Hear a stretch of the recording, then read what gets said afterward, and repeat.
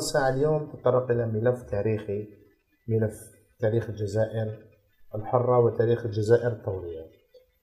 يوم 17 أكتوبر 61، اليوم رانا في 17 أكتوبر 2011، 50 سنة من بعد. حدث تاريخي هام وهام جدا في تاريخ الجزائر وفي تاريخ الثورة الجزائرية حدث في شوارع باريس.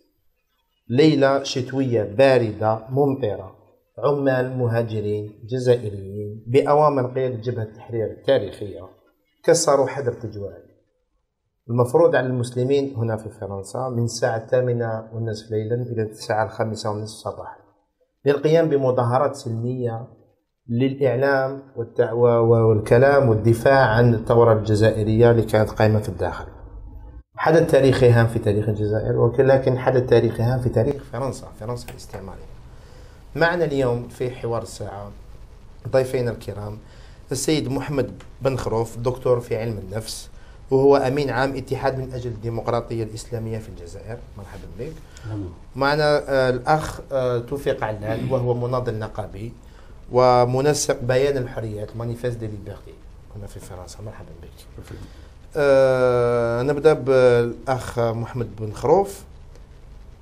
17 أكتوبر 61، 50 سنة من بعد اليوم، وش هي القراءة التاريخية اللي تعملها أنت لهذا الحدث التاريخي في تاريخ الثورة الجزائرية؟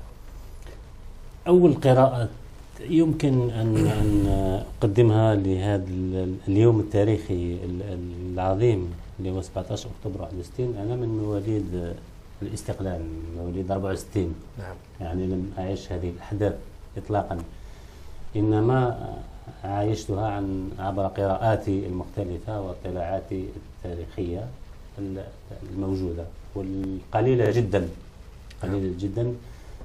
قليلة إذا قارناها بعظمة الحدث التاريخي.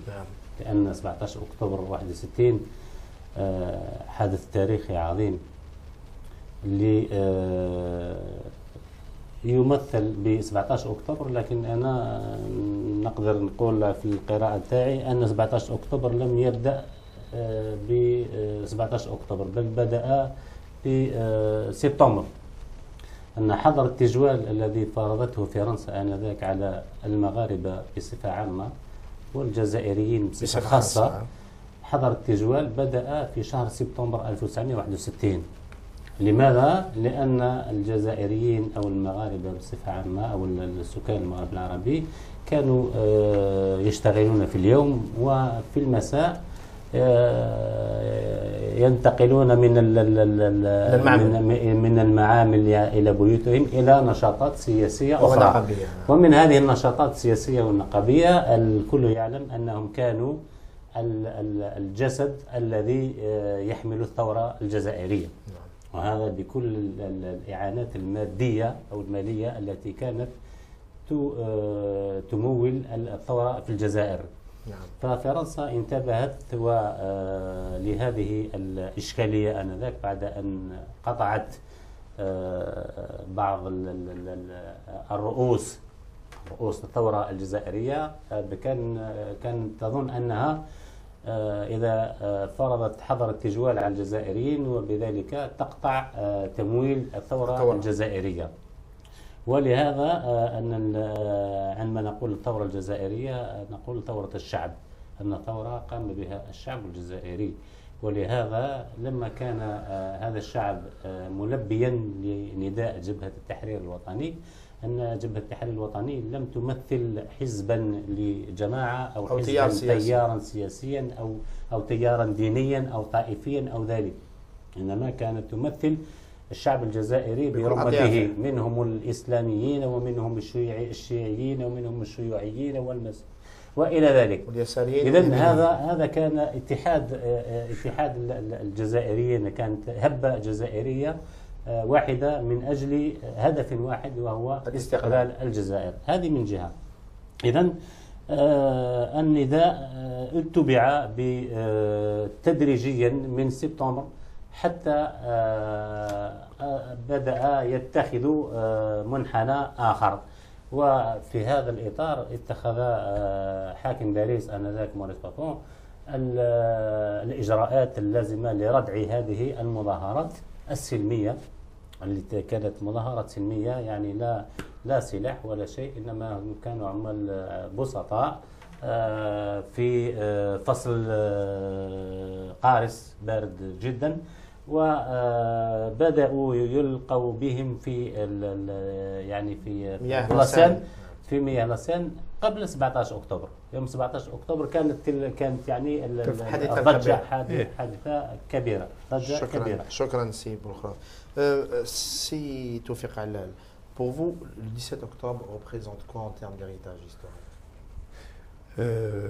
J'aurais aimé vous faire juste une petite trajectoire, comment ma rencontre avec le 17 octobre. Bien sûr.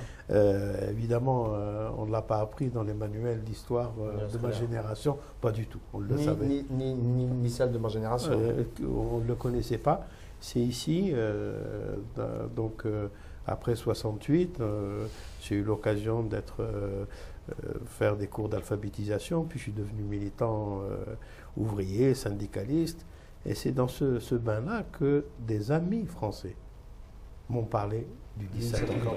Et c'est eux qui m'ont parlé, que tu retrouvais aussi bien... C'est-à-dire dans le discours officiel du régime en place après le 5 juillet 62, 63, 64, 65, jusqu'aux années 70, voire 80, le 17 octobre n'était pas le bienvenu dans le débat politique ni dans le débat historique autorisé par le régime. Bien sûr, ça y avait une double, enfin, comme dit Gilles Monceron, qui est très juste, le livre que je suis en train de lire, il parle d'une triple occultation. L'occultation d'abord administrative quand il y a eu l'événement lui-même, c'est-à-dire l'administration, le gouvernement français avait fait abstraction, barrage complètement. Il y avait une autre occultation, c'est les mouvements de gauche qui étaient dans une optique de paix, pacifique, etc., mais qui, sur la question de l'indépendance, n'étaient pas au fait, n'étaient pas au clair. Et donc toute cette histoire-là a été occultée. Et une troisième occultation qu'on découvre par la suite, c'est qu'effectivement, le pouvoir, après 62, n'a jamais fait place à cet événement. Et quand moi j'ai appris cet événement-là ici, au détour de phrases comme ça, des militants, hein, c'était des militants français d'ailleurs, pas des militants, je connaissais beaucoup. C'était des militants français qui c'était des militants français, c'était des militants dans des rapports intimes, personnels, et je découvre que toute une génération de Français ont été marqués par cet événement. Et pas seulement militants. Ils n'étaient pas militants avant. Ça a été un moment pour eux décisif. Que tu vas retrouver ensuite, en 68, le soulèvement de 68 ici, et tu vas retrouver, quand tu creusais un petit peu dans leur trajectoire, tu retrouvais le 17 octobre comme élément quasiment fondateur de leur militantisme. C'est juste pour ajouter à votre réflexion qui est intéressante, pourquoi les Français s'intéressaient à cette date spécifiquement du 17 octobre 61, parce qu'ils considéraient que les Algériens qui étaient massacrés étaient des Français. Il ne faut pas l'oublier que l'Algérie était française à cette époque-là, et beaucoup de Français qui étaient en France le considéraient comme des concitoyens. Tout à fait, comme des concitoyens. Alors le pourquoi ces concitoyens sont massacrés de cette façon-là. C'est là où a commencé le peuple français à se poser la question de l'identité de l'Algérien. Qui n'est pas totalement français. Qui n'était pas totalement française. Pourquoi? Parce que le peuple français à l'époque n'avait pas une vue claire sur l'identité de l'Algérien. Et pensait que l'Algérie était une partie de la France qui se trouve en Afrique du Nord et que des Français vivent là-bas en Algérie, qui s'appelle l'Algérie, et des compatriotes nord-africains, français qui vivent en France. Voilà. Mais ça, c'est important que ces Français-là s'intéressaient plus à la question du 17 octobre, plus que nos Algériens à cette époque-là. Parce que moi, j'ai الأخ توفيق علال اللي عايش في فرنسا في مدة طويلة يقول بأنه بعد حضوره في فرنسا سنة 68 يعني 6 سنين 7 سنين عاشها في الجزائر من بعد الاستقلال، وانسان يعني يقرا ويكتب ما سمعش ب 17 اكتوبر 61 حتى جا لفرنسا باه سمع بلي كان يعني انتفاضه سلميه يوم 17 اكتوبر 61 وان مئات من الجزائريين رمي بهم في لاسان وقتلوا من طرف الشرطه الفرنسيه. يعني شيء غريب، يعني جزائري يجي من الجزائر عاش 7 سنين استقلال في الجزائر ويسمع على الثوره تاعو في فرنسا وكان تأتيم اعلامي في الجزائر. هذا اذا كان عاش يعني؟ هذا اذا كان عاش 6 سنين في الجزائر فقط وعرف باللي الحدث التاريخي. أنا في فرنسا أنا عشت 24 سنة في الجزائر ودرست في الجزائر بعد الاستقلال ودرست في الجزائر، وهذه نقطة حاسمة اللي يعني تحدثت مع رجال السياسة في الجزائريين. نعم. ممكن يعرفوا أنفسهم أن العيب اللي كان في رجال السياسة في الجزائر أنهم لم يعطونا لم يعلمونا تاريخ بلادنا، ما نعرفوش تاريخ بلادنا أصلا حتى اليوم أن التاريخ الجزائري المعاصر لم يدرس للجزائريين بكيفية مخلصة وبكيفية جادة بكيفية علمية. هذا العيب الكبير فينا. هذه من النقاط السوداء التي يعني نقدر نقولها. انما بعد يعني تفطن بعض رجال السياسه وبعض المسؤولين عن التربيه والتعليم ان ياخذوا من هذا اليوم يوم تاريخي. لماذا؟ لان الجزائر دخلت منعرج اخر اليوم في علاقات اخرى مع الغرب ومع فرنسا، ونتخذ من هذا لكن احنا اولاد الاستقلال. انت وانا اولاد الاستقلال، يعني زدنا في الاستقلال. Je vais poser la question en français. C'est quand même terrible de voir le premier responsable de l'ONM تاع المنظمه الوطنيه للمجاهدين اليوم في 2011 اللي هو عبادو كان وزير وكان فعلا مع ولا اعلاندي يتكلمنا على 17 اكتوبر 61. وهذا الانسان والمنظمه نتاعو اللي مالوريزمون devait être la représentante des vrais maquisards des vrais مجاهدين في سنه الستينات والسبعينات والثمانينات ما كانش تتكلم على هذا التاريخ، ما كانش تتكلم على احداث تاريخيه من بينها مؤتمر صمام وقتل عني عبد رمضان الله يرحمه. كيف تفسر ان المجاهدين احنا ولاد الاستقلال المجاهدين اللي داروا هذا الثوره يكذبوا علينا؟ جو في دوني لوكازيون دو ريبوندر. Ce que je viens de citer à l'instant, c'est qu'il y a une grande partie de notre histoire qui n'est pas récitée, qu'on ne connaît pas. On ne connaît pas pour une raison, pour une autre. J'ignore la raison aujourd'hui. J'ignore la raison pour laquelle les responsables politiques en Algérie n'ont pas voulu dévoiler, n'ont pas voulu ou n'avaient pas le courage de dire la vérité historique aux Algériens, tout simplement. لماذا؟ السؤال يبقى مطروح عليهم من اللي عندهم الشجاعة منهم من يتكلم في آخر حياته بعض الكتابات. وإذا كان تلاحظوا جيدا أن الكتابات المطروحة حاليا مؤخرا أن كل ما يكتب كتاب يتحدث عن الزملاء رحمهم الله. ما فيش كتاب الأحياء ما فيش كتاب يعني فيه شاهد واحد من الأحياء. Monsieur Toufik, oui. La même question. Pour nous, la génération de l'indépendance, c'est quand même un traumatisme de voir que nos propres maquisards nous ont caché une grande partie de notre révolution, de notre histoire, et ça continue même en 2011. Je voudrais associer à cette déni de l'histoire aussi des enfants et même de l'immigration maghrébine en général. Oui. Parce que je pense que ce phénomène-là du 17 octobre a eu des répercussions, évidemment, chez les Tunisiens et chez les Marocains. Évidemment, même parmi certains manifestants, il y a quelques-uns qui étaient de ce pays-là. Qui étaient tunisiens et marocains. Et il faudrait voir, c'est des hypothèses d'explication, de l'occultation, elles sont de deux sortes. Il y en a une, j'allais dire, sociale, parce qu'il faut aussi dire les choses comme elles sont. C'est des ouvriers. C'est des ouvriers. On va voir. عمال هجروا مهاجرين برا على البلاد، دونك ما نستعرفوش بهم من سيغتان فاسون. التاريخ ديالهم ما دخلش التاريخ تاع البلاد.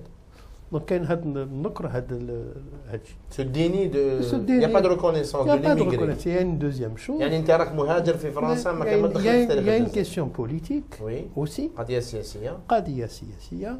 Si on veut faire le lien Mais on peut discuter de ça, de toute façon. Oui. C'est ça, les éléments de l'histoire. Oui. Si on voit l'affiliation Oui. de cette manifestation Oui. avec ce qui s'est passé en décembre 60 en Algérie. La manifestation du 11 décembre 60. Exactement. C'est quoi la nature de 11 ces septembre manifestations? Exactement. 1960. C'est le peuple qui est descendu dans la rue. C'était une idéologie nationaliste de dire le peuple. Le peuple était là.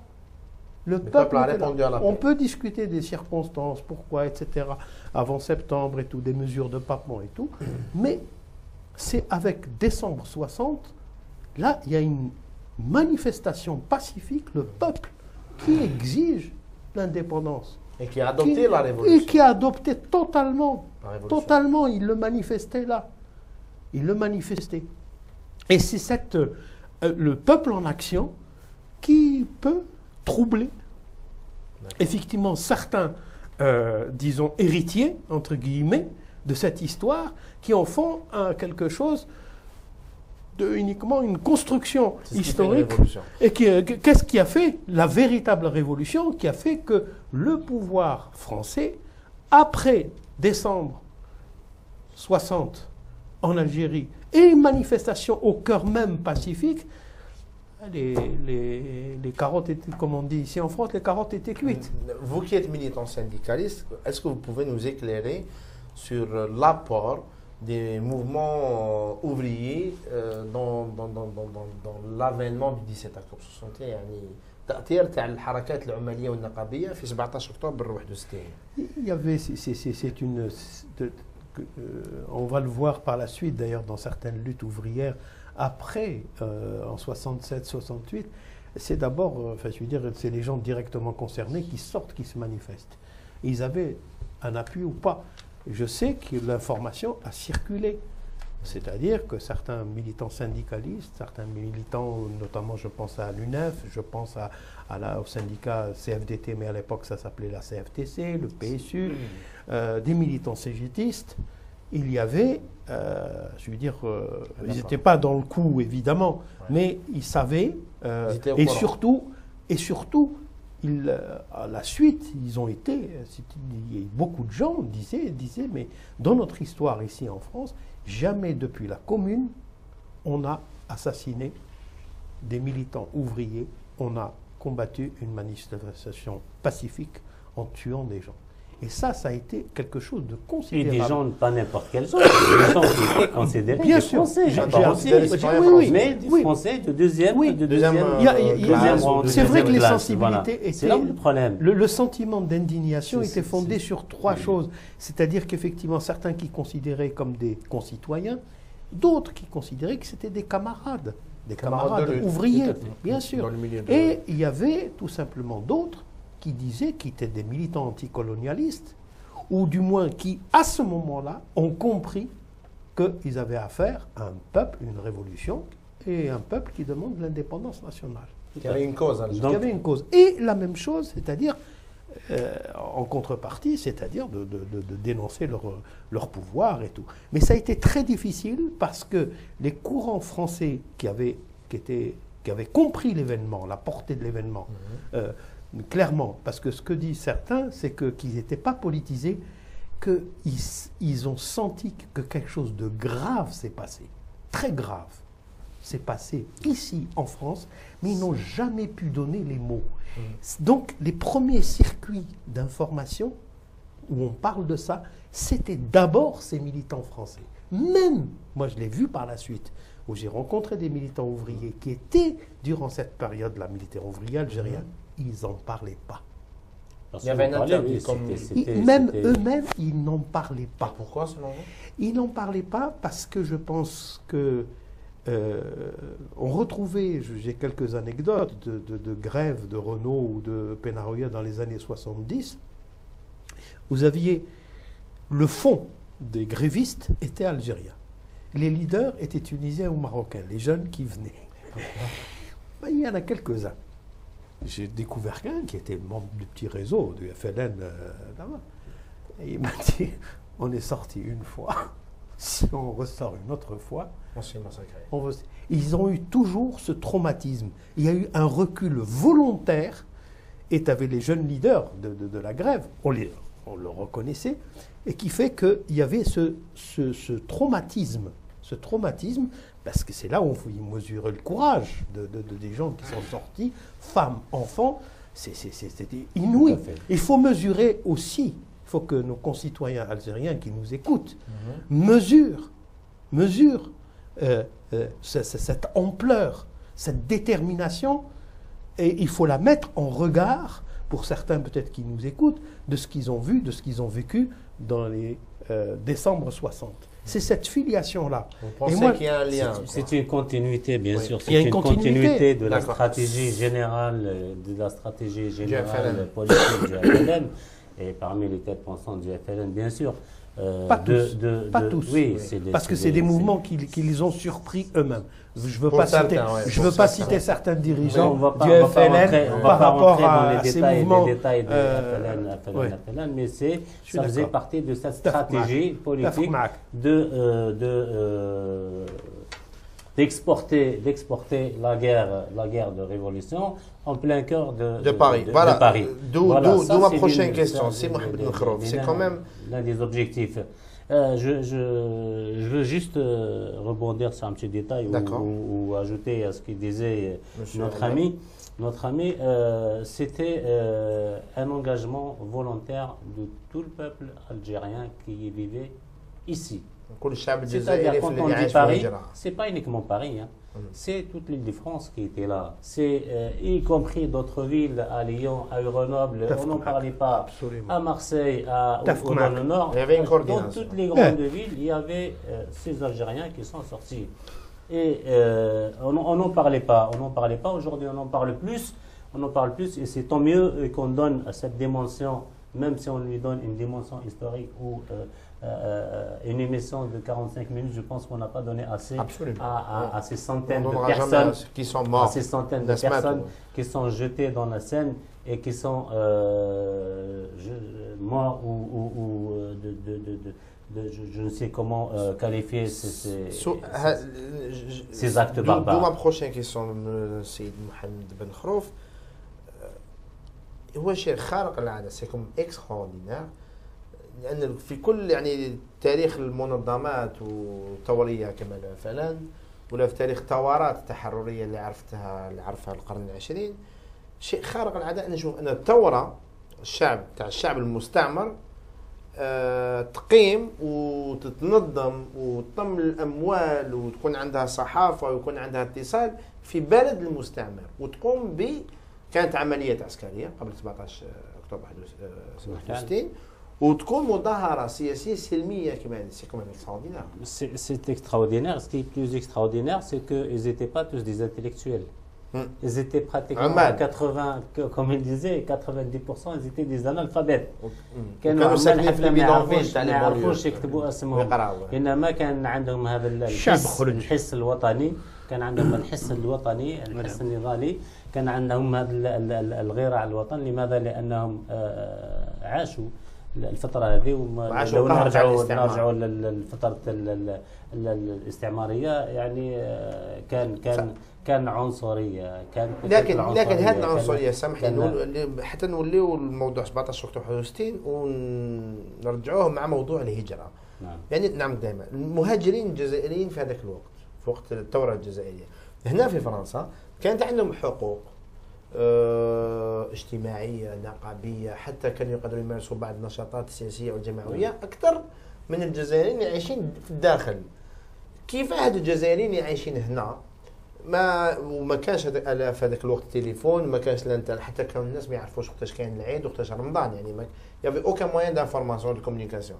كيف هاد الناس في رايك قعدوا يعني مهمومين ورافدين القضيه الوطنيه في قلبهم وحتى انهم خرجوا ضحاوا على جالها يعني يسون توجور ريستي غريفي على لا كوز ناسيونال. لان لو تطرح السؤال على اي من عاش تلك الفتره ونظن الاخي وفقني في هذا كان سيتي ان انجاجمون بيرسونيل كان الانسان عندما ياخذ ان انجاجمون اخذ عهد على نفسه يا اما ينتصر او يستشهد يعني هذه امرين انا تعلمتهم من كل المجاهدين الذين يعني كانوا شاركوا في الثوره الجزائريه الشعبيه اللي نعاود نقولها انها ثوره شعبيه بوبولار.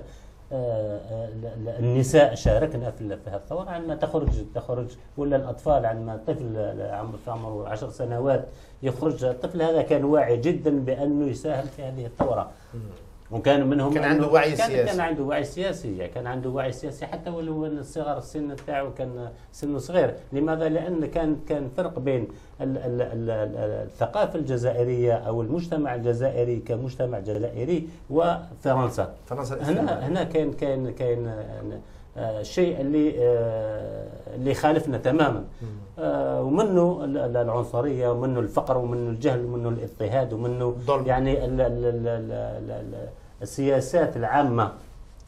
سياسه استعماريه واحده، انما حاولت سياسات استعماريه مختلفه اللي جعلت من الشعب الجزائري الشعب اللي كانت عنده عزيمه قويه بان ياخذ زمام الامور في يده ويواصل هذه الثوره حتى النصر او الاستشهاد. نضيف كلمه فقط في هذا، ان الانسان عندما كان يعني تقصده جبهه التحرير الوطني تقول له ان الجبهه تحتاجك، ما يقدرش يقول هذا النوع. إن طول دروا يدير نو. لما يجيه مكان العمال اللي كانوا موجودين هنا كلهم في فرنسا، حتى ولو انهم كانوا عمال بسطاء، لما يوصل لافان دي موا يفوت عنده الشخص المتكفل بالجمع التبرعات، ما يقدرش يقول له في هذا السياق جينا انكدوت يا سي سامحني يا سي مسيو عبسي lors d'une interview qui nous a raconté une histoire qui était un des dirigeants de la Fédération de France.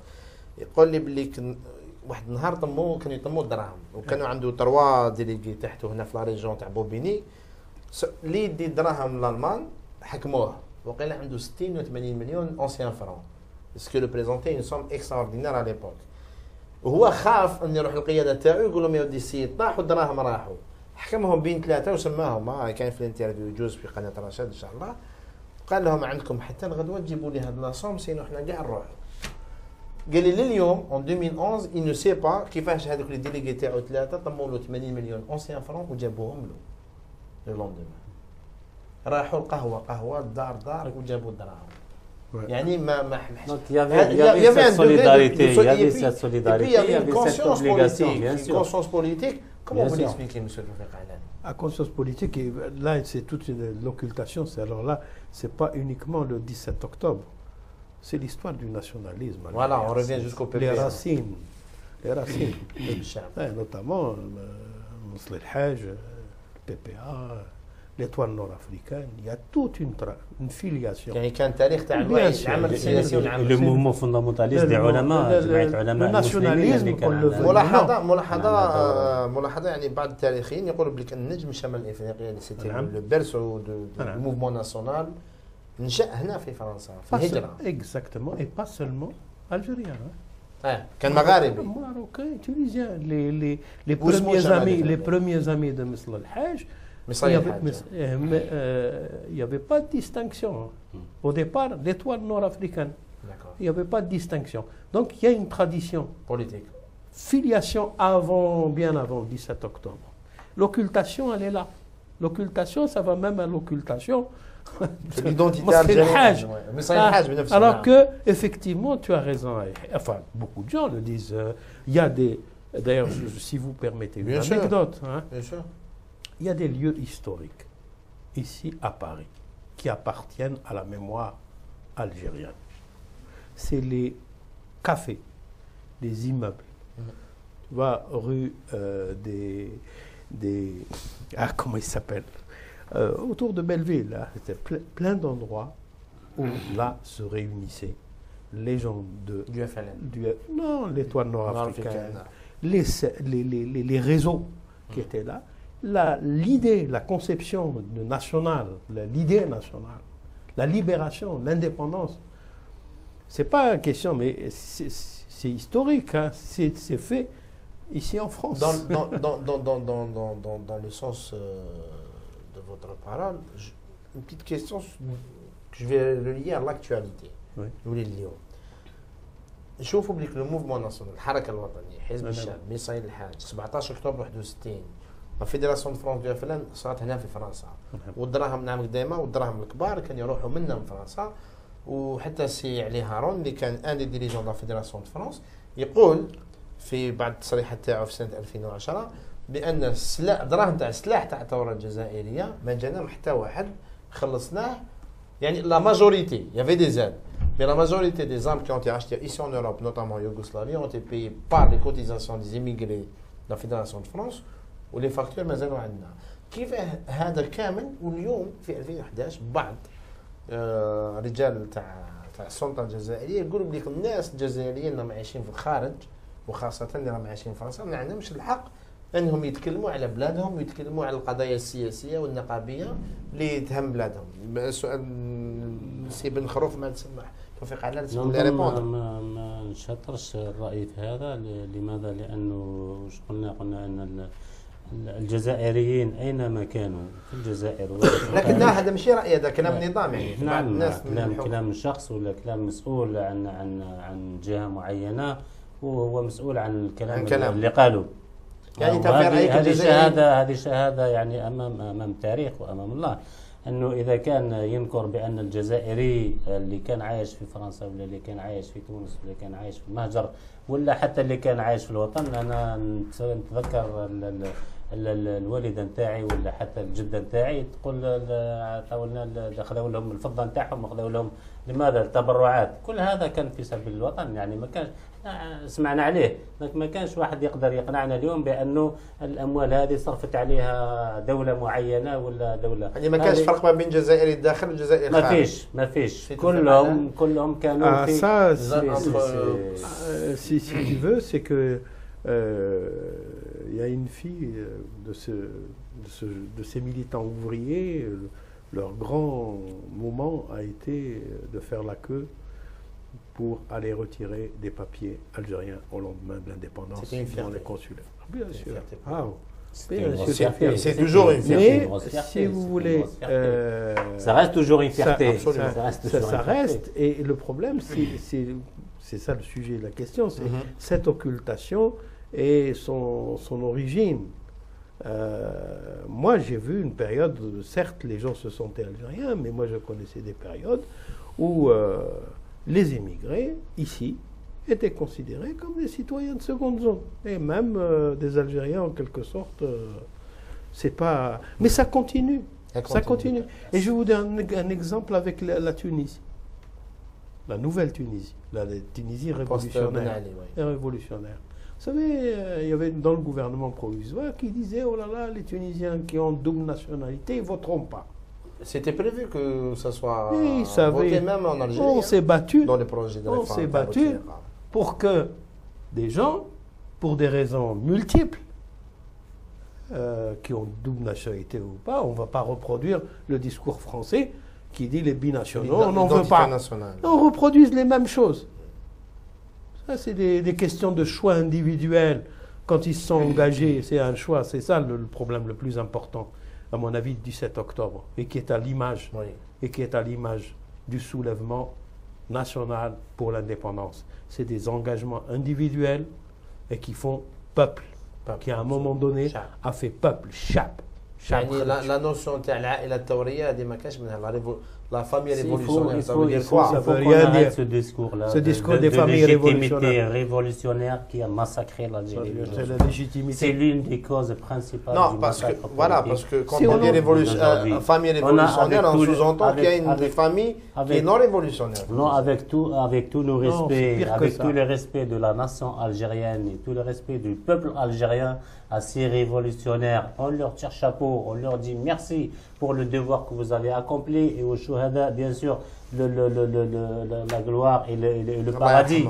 Mais on ne va pas rester traîner pendant un siècle, pendant 10 siècles à garder cette légitimité révolutionnaire et à parler au nom de l'Algérie comme si on est des propriétaires de cette Algérie et le reste sont des Algériens de ce côté. Voir des harkis. On ne sait pas. Aujourd'hui, même les harkis, on dit tiens, les harkis, ils ont commis des erreurs, mais leurs enfants aujourd'hui n'ont rien commis. Donc, voilà, donc le discours, il change. Absolument. Mais moi, je reste sur cette logique-là de légitimité révolutionnaire. J'aime pas ce mot-là. Je ne l'aime pas. Parce que des Algériens, ce que je disais, je reviens à la source, cette révolution était une révolution populaire. Ils ont obtenu l'indépendance grâce aux martyrs, bien sûr, 1,5 million de martyrs, grâce au sacrifice de tous les Algériens, que ce soit financièrement, que ce soit avec tous les moyens. Donc, ils ont obtenu l'indépendance, ils l'ont arraché, ça n'a pas été donné, ça n'a pas été facile pour la France d'abandonner l'Algérie. Ça n'a pas été facile, mais c'était à nos dirigeants de nous dire la vérité, c'était à nous dirigeants de préserver cette indépendance. Et ce capital historique. Que disait, moi je lisais des articles, j'ai fait beaucoup de recherches, je lisais des articles, on va aller voir qu'est-ce qu'ils vont faire de leur indépendance. On va aller voir ce qu'ils vont faire de qu'est-ce qu'on en a fait de notre indépendance. Voilà ce qui m'intéresse moi comme question que je dois poser. On va en revenir à la fin si vous voulez. Que je dois poser aujourd'hui. Le 17 octobre, juste je termine avec ça. Oui. Le 17 octobre n'était pas connu pendant des dizaines d'années. Aujourd'hui, on en parle plus. Il y a une plaque commémorative placée par le maire de Paris, M. Delanoë. Ce n'est pas pour rien qu'on en parle. Parce qu'il y avait un combat, il y a une conscience aussi qui s'est réveillée. Je me rappelle, il y a même pas une dizaine d'années, j'étais invité à l'Assemblée nationale ici, on parlait de la loi qui glorifie le colonialisme. J'ai pris la parole à ce moment-là et je disais quoi, mot à mot, c'était resté gravé. Si je dois reconnaître au colonialisme un seul rôle positif, c'est qu'il a réveillé les consciences dormantes qui étaient en nous. Et ces consciences dormantes qui ont fait déclencher la révolution qui a fait, bien sûr, aboutir à l'indépendance. Je voudrais juste reprendre la question de famille révolutionnaire. Même ce terme-là,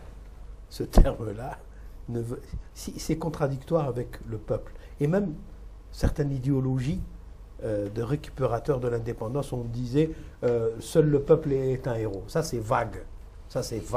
Quand seul peuple héros que tu ne reconnais pas, qui a eu décembre 60, qui a eu le 17 octobre, c'est un peuple vague qui cache quelque chose, qui cache justement cette notion de famille révolutionnaire. C'est même un terme contradictoire. C'est-à-dire qu'on perpétue la notion de clan, la notion de famille, la notion des gens qui ont une rente, y compris la rente révolutionnaire. Et c'est ça où c'est contradictoire. C'est contradictoire. Ça, c'est la notion, vraiment, si on veut, et ça, c'est dans toute l'histoire après 54, le 17 octobre fait partie, effectivement, de ce soulèvement populaire pour l'indépendance. Je voudrais un deuxième point, si tu veux. Bien sûr. C'est concernant l'occultation et ses conséquences. Les conséquences, ici, parmi les enfants. Ceux qui ont fait émerger cette question-là, aussi bien d'abord en France, parce qu'ils vivent en France, ici, c'est les enfants. C'est les enfants qui ont appris et tout. Et pour les raisons que je vous ai données, ces pères-là ou ces mères-là n'ont pas parlé. N'ont pas parlé. Pourquoi? Beaucoup de gens le disent. Beaucoup de ces participants le disent. Ils disent... On ne veut pas dire à nos enfants, qui vivent là, qui sont français et tout, que leurs parents ont été contre leur pays. C'est une contradiction qu'on est sorti et que si vous faites comme nous, vous allez être assassinés comme nous. Absolument. Et du coup, c'est un traumatisme. Et les enfants, partant de ça, ils ont fait quelque chose, c'est-à-dire pour exiger, au moins ici en France. Pour une certaine génération, oui. C'était la génération des années 70, années 80. Qu'on appelle mais pour les nouvelles générations, moi je prends des années 90. Aujourd'hui, les générations qu'on appelle entre parenthèses, entre guillemets, les Beurs ou les Algériens, qui revendiquent leur algérianité plus que leur nationalité française. Pourquoi? Parce qu'ils sont nés ici, ils sont de culture française, ils sont complètement déconnectés de cette nation française. Ils les vivent dans rejettent. des cités ghetto, ils vivent dans des conditions très Sociales, difficiles, un peu difficiles. sociales très difficiles. Ils vivent la discrimination, ils vivent donc des problèmes sociaux différents. Qu'est-ce qu'ils se disent? Ça se remettre en question. Mais on est où là? On est en France. Moi, je suis français, je ne suis pas français. J'ai une carte française, mais je ne ressemble pas à ce français-là, parce que je n'ai pas les mêmes droits que ce français-là. C'est la raison pour laquelle ils revendiquent leur algérianité. Bien sûr. Aujourd'hui, ils se sentent plus algériens. Si vous avez remarqué, aujourd'hui, si vous allez dans les cités, et je pense que vous serez d'accord avec moi, depuis une vingtaine d'années, on assiste à la création de plus de mosquées, on assiste à la création de plus de boucheries musulmanes halal, où cette notion du halal, On revient. Mais en voit beaucoup je plus. pense que c'est un sujet qu'on pourra traiter lors d'une autre émission, mais qui mérite d'être traité. Une avant-dernière question, parce qu'il faut rappeler que le 17 octobre 61, c'est des centaines de morts. Et des centaines, voire des milliers de disparus qu'on n'a jamais retrouvés. Et là, je retrouve une phrase, c'était rafle, disparition, torture, corps balancés dans la Seine, était déjà monnaie courante avant le massacre du 17 octobre, ce que vous disiez tout à l'heure. La police charge violemment la manifestation pacifique, matraquage, coups de crosse, coups de pied. La chasse dura toute la nuit. Pendant des jours, on verra des cadavres remonter à la Seine, le 17 octobre. Impossible de démontrer exactement le nombre de morts. ويقولوا باللي Maurice Papon, qui était le préfet de Paris, le préfet de police à l'époque, avait donné ordre au CRS français qui était censé interdire cette manifestation pacifique de se lâcher contre ces Algériens et puis de régler leur Tous les compte. moyens sont permis. هذا من الاستعمار. وهذا الشيء je pense que bon il fallait s'attendre parce que الاستعمار. لكن اليوم شوفوا مثلا Si Ali Haron, qui était dirigeant de la Fédération de France, du FLN, a présenté le 13 octobre à Alger les documents personnels sur le 17 octobre 61. 50 سنة من بعد. Pourquoi 50 ans après, selon vous? Que Ali Haroun sort des Présente ces documents. علاه 50 سنة من بعد. Est-ce que هاد المتلمات والمئات ne méritaient pas un plus grand honneur et qu'on dise la vérité sur eux il y a plusieurs années avant? Pourquoi 50 سنة من بعد? Oh, mais ça, je ne peux pas. Tu ne veux pas répondre? Non, c'est pas que je ne peux pas répondre. D'accord. Je pense qu'il y a des enjeux à l'intérieur, des répercussions à l'intérieur on peut dire ça, des dirigeants Oui. algériens actuels. Il y a des batailles politiques. Je pense C'est quand même terrible de mêler des je martyrs pense. de la Révolution à des batailles intestines. Oh, bah, ça a été toujours le cas. Hein. C'est pas... Le problème le plus important, à mon avis, c'est, me semble-t-il, c'est la prise de conscience des jeunes d'ici qui est porteuse d'espoir pour le pays.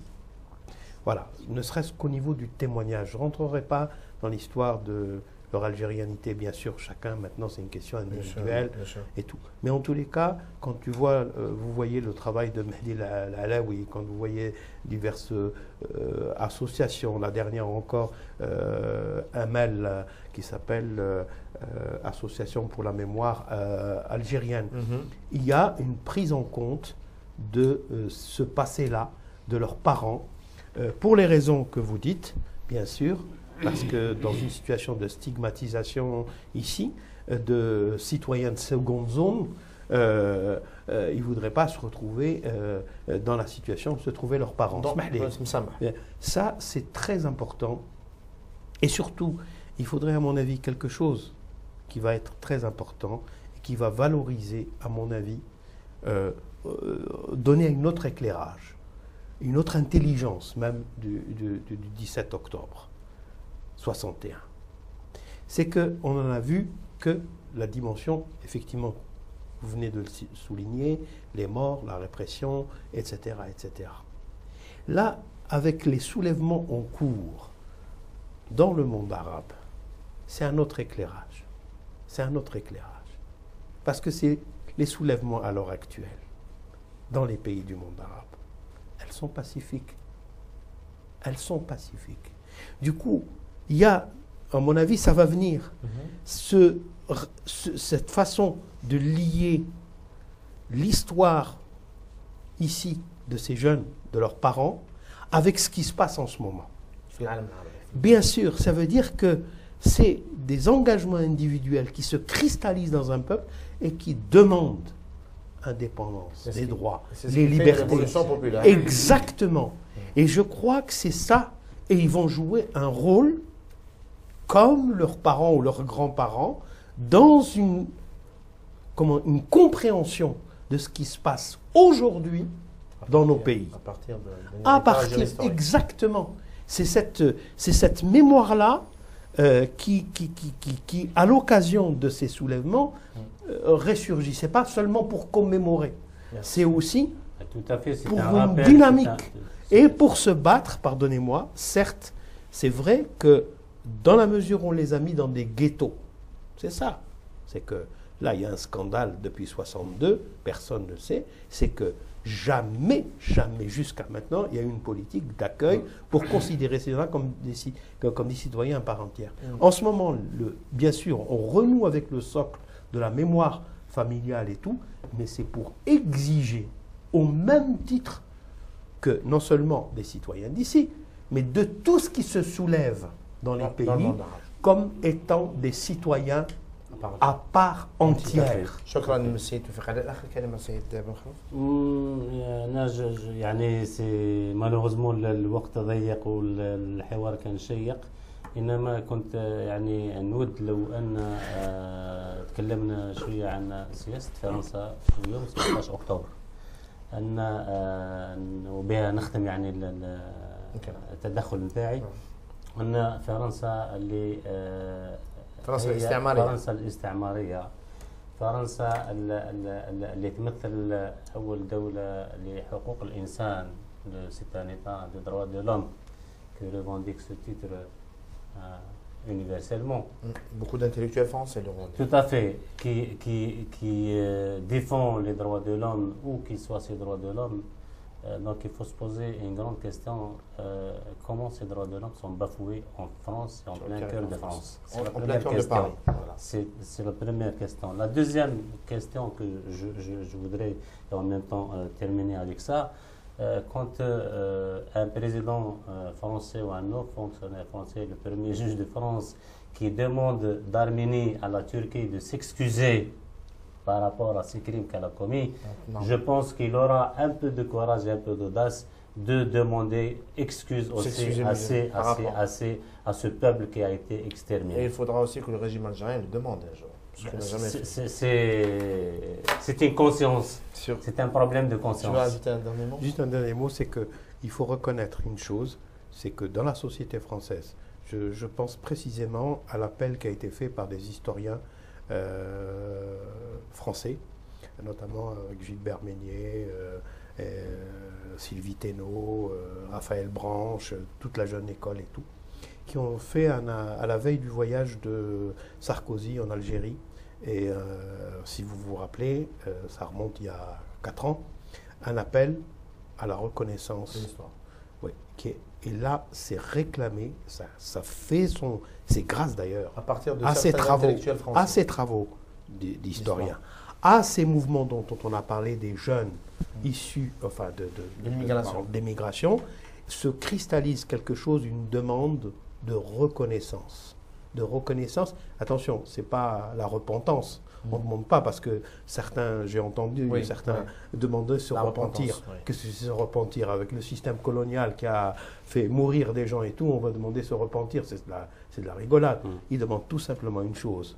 Et ce n'est pas question d'argent ni quoi que ce soit. C'est que ici, en France, on reconnaisse, le gouvernement français reconnaît que, par exemple, le 11 octobre soit un crime. 17 octobre, que ça soit un crime et que ça soit reconnu. C'est à partir de là qu'une nouvelle solidarité, une nouvelle amitié peut se dérouler enfin entre le peuple français et le peuple algérien. Merci. Et là, l'objectif, c'est ça. Merci beaucoup, M. توفيق علال. شكرا جزيلا سيد بنخروف. مشاهدينا الكرام، نتمنى أن تكون حصتكم حوار الساعة قدمت لكم إيضاحة تاريخية على حوادث 17 أكتوبر 61. نتمنى ملاقاتكم في فرصة أخرى إن شاء الله. السلام عليكم.